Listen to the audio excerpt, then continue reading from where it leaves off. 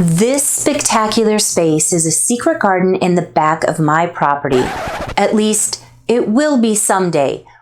Right now, it is a mess of pine needles, overgrowth, and a ton of trash left over by the previous owners.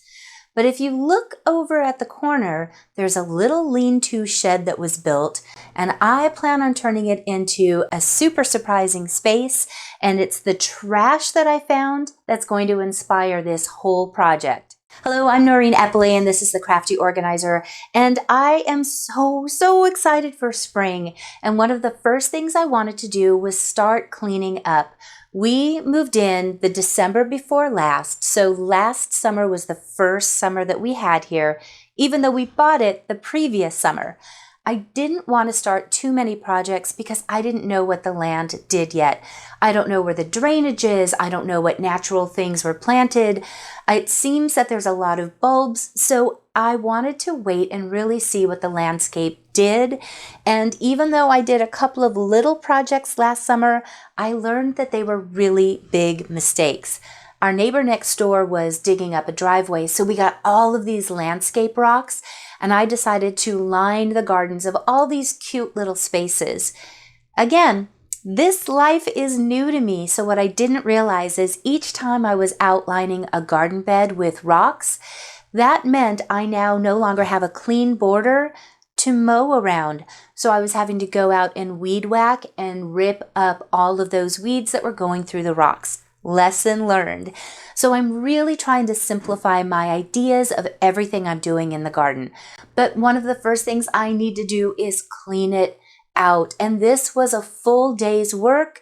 And honestly, I didn't even get that far.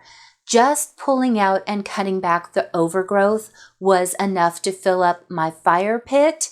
And we have a big fire pit, and I have a whole second pile that I need to pull into once this initial one dries out. But once I was able to get that overgrowth cleared out, it allowed me to start pulling out some of the trash back there. And more trash. And more trash. You guys, I pulled out 3 mattresses, and even though they were completely disintegrated, I still had the spring frames inside to pull out. There's a garage door opener track back there. There's tons of metal. There's all kinds of trash and glass and oil filters. But as you remember, when I first showed you this project, there was a door that was buried underneath all of that debris. And this started the whole thing for me. I decided to lean it against that corner shed, and honestly, once I was standing inside looking at it thinking, what can I do with this space? It struck me. If there was just a little bit more light in this space, it could be a planter's shed, but I would need to cut out a window. Now, I have never cut metal before, but this single find of a door led me down a rabbit hole of ignoring the underbrush I needed to cut and the trash I needed to throw away, and I dove completely into transforming this little space. So the first thing I did was drill 4 holes at the top of each corner.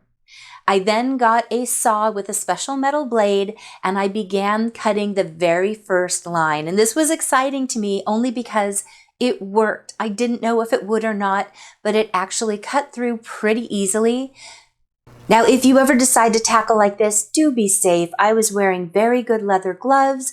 I was also making sure to wear eye goggles to protect my eyes. But shockingly, the metal cut pretty easily. But once I got this opening, the inside felt so much brighter. The next thing I wanted to do was measure, because when we first moved into this property, I've shown you my little barn a couple of times, but we were on Facebook Marketplace and found 16 shutters that were being discarded. So my husband grabbed these for me knowing that I would turn them into something, and I've just been waiting. So this is the first project that I've gotten to use them for, and these shutters are going to go on the side of the window.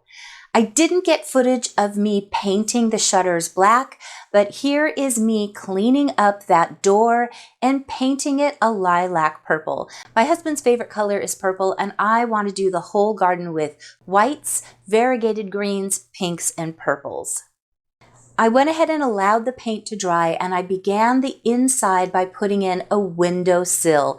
I used a piece of the shiplap that I'd taken out throughout the house to make the initial windowsill. This does two things. It gives me a decorative ledge, but it also protects me from that aluminum that is pretty sharp.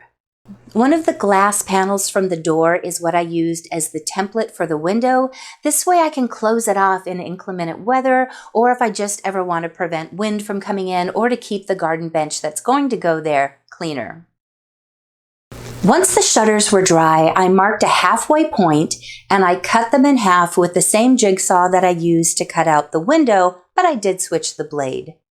Now this was probably the trickiest part because I was doing this by myself, and I don't know why, but I chose the windiest day we have had so far to try and do a project on my own. I'm also a little vertically challenged, so reaching up high enough to get this up by myself was a challenge.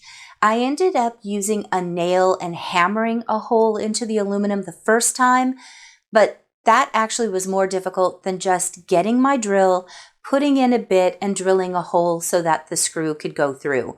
Once I did that and figured it out, it was a lot easier. I also didn't have somebody's eyes in the back to tell me if these were level. So when I hang this first one versus the second, you'll see that it is not level, but I do fix that a little later. Now that the shutters were up, I moved on to the door. The door still had the piano hinge on the side that I think they used for an outer door.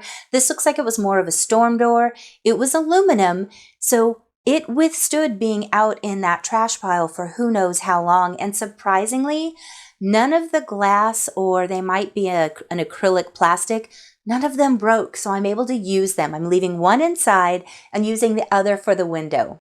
There's already a 4x4 in the corner, which is holding up this whole lean-to shed. I went ahead and attached that piano hinge to that 4x4, but I wanted to make sure it was level first because I want to be able to open this if we ever do want to drive our riding mower inside, or if I want to put some bigger things inside of this little shed.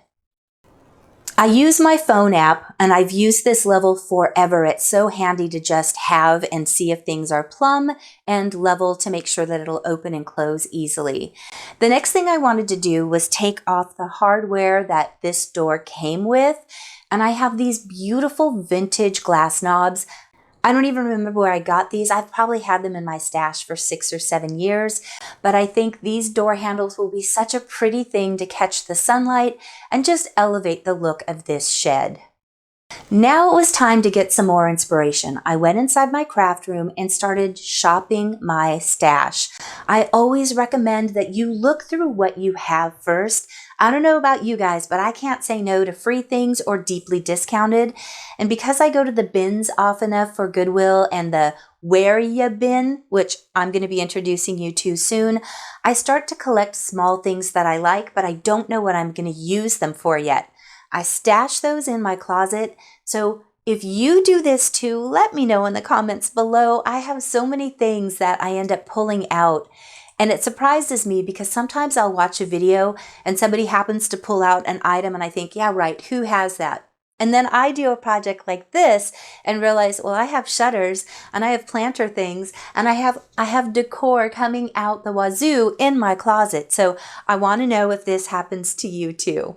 But by shopping my stash first, I was able to get a pretty good amount of items to start decorating the outside. Now, my camera failed me, so I wasn't able to show you the process of how I created some of these decoration items, and I'm so sorry about that, but let me show you what it looks like anyway, because I know you'll get the gist of it. So here was this lean-to shed before, and here it is after. The shutters and the little window planter make such a huge difference. And when we first moved in here, we switched out the porch light, adding that to this little shed, removing the electrical and just screwing it in. I fastened one of the solar lights that I got from Dollar Tree, and I put aluminum foil behind it so that the light would reflect out. It looks so cute at night. So I'm adding some small touches to the outside, and just you wait I'm going to be doing a lot more for part 2 when I decorate the whole inside. This little headboard was one of those Facebook Marketplace items that I had gotten, and I had been planning on doing a welcome to my garden sign, but I want the backside to either be Halloween or Christmas. I keep bouncing back and forth, but I'm going to be working on that and getting it posted, because that little picture I showed you at the beginning is absolutely one of my first goals to have for an enchanted secret garden in the back that we can just go relax and sit. And I'm going to be doing a lot of other garden projects around. So I hope you are interested in seeing this, because I'm so excited to do it and share it with you. I have a trip coming up. I was gone for almost 2.5 weeks helping a family member get their house remodeled, and I was packing things and organizing things and helping them get rid of a lot. So I'm sorry I was absent, and I'm going to be going back to help them in about 2 weeks to help them start putting things away. So I'm going to try and get some of these projects out so that you have some content while I'm away. But if I'm spotty again, know that I'm not abandoning YouTube. I'm just helping a family member to get their house remodeled and reorganized. And I'm very grateful that I get to help them with that. So thank you for watching today, and I will see you guys in just a few days with the inside of this planter shed. Bye.